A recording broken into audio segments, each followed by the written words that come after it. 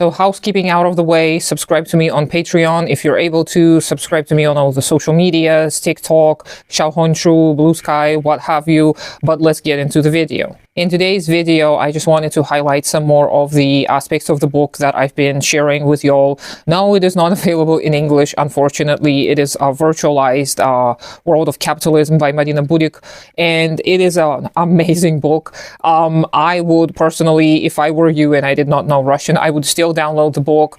If you cannot find it, let me know in the comments and I can send you a link. And this book is really breakthrough. It is revolutionary. It is very, very helpful in understanding the modern conditions of capitalism. And a huge chunk of this book is actually dedicated to some of my favorite points, which is ideology. I am a huge student of ideology, and I really, really highly recommend it to anyone who is able to read Russian. It is a little bit hard to understand. There is some of that Hegelian vocabulary present left and right. So if you're not familiar at all with Hegel and Marx, it may be a little bit harder to understand, but I'm trying my best to explain some of the key features of this book. Watch my other videos about this. Are we living in a virtual reality is one of those. Selling bodies, buying identities is another one. They're short and simple. In today's video, I wanted to talk more about not only the fractured or fragmented individuals and collectives, but also how they basically, those fragments, those ideological fragments, they substitute a cohesive ideology. So there was this brilliant phrase that all the comrades, myself included, we all were just cackling at how precise it is and how humorous it is. And it is just an amazing phrase. And it goes something along these lines. It is, you cannot destroy a worldview because it's not there.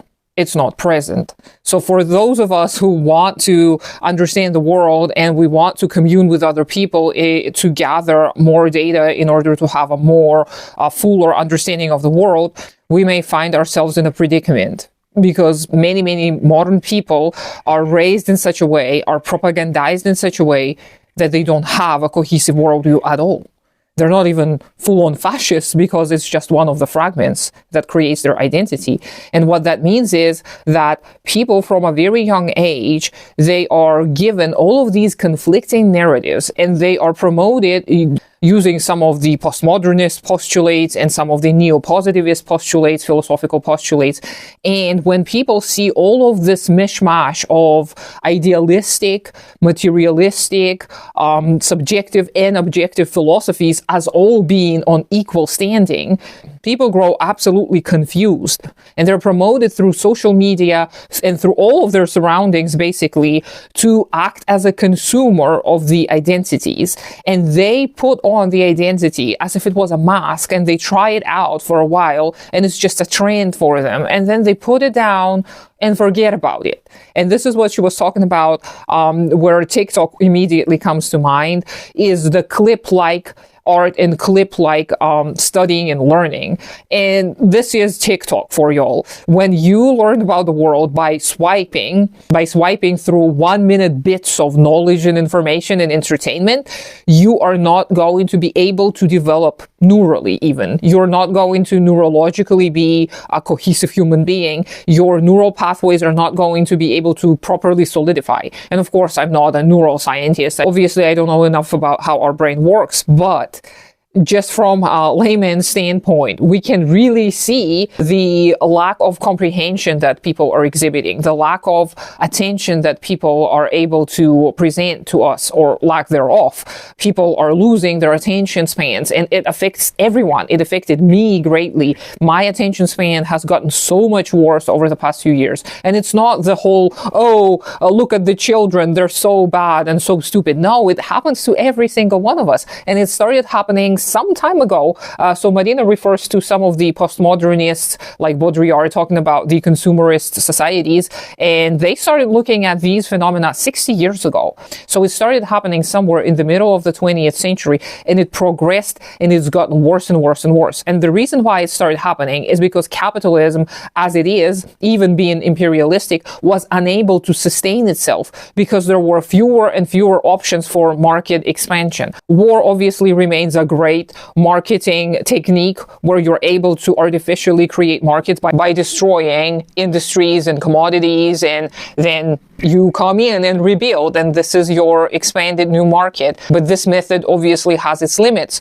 So the other way for capitalism to survive was to become virtualized, which I talked about in some of my previous videos on this matter. And virtualized businesses rely on non-capitalist capitalist production, meaning that there are entire industries dedicated to creating lifestyles, creating desires, creating identities. And they're non-capitalist because they do not start off as profit incentivized. And they are non-capitalist in nature because they do not have profit as their motive to begin with. Just like YouTube, just like TikTok, just like all the social media platforms and all the other aspects of the internet, and outside of the internet it happens too. Many people's endeavors started off as non-capitalist. People just wanted to share, people just wanted to connect, to talk, to show somebody something, maybe a piece of art, etc. And then capitalism noticed, capitalists noticed what kind of effect it had. It noticed its ideology forming properties, and they started using them to their advantage. And again, there's no evil plot where every single social media platform was created in order to generate profit. No, there were honest people who actually wanted to connect the world. There were people who in good faith wanted to create something new that was helpful. This is the entire history of capitalism. People create something nice that actually can help advance humanity forward, and then greedy asset owners come swooping as vultures and use this technology to destroy and to actually make our lives worse by using it for profit incentive. Again, their goals are not to destroy. They actually think of themselves as innovators and somebody who can help the world. But because their goals are different to begin with, they're unable to actually improve anything. That is an antithesis to capitalist production. So these non-capitalist capitalist industries and non-capitalist capitalist sectors of society, they started being necessary for capitalism to continue being. So because nowadays we don't buy anything just out of necessity. We buy things because of vibes. We buy things because we want to feel like we belong. We buy things because we want to feel that void deep within us.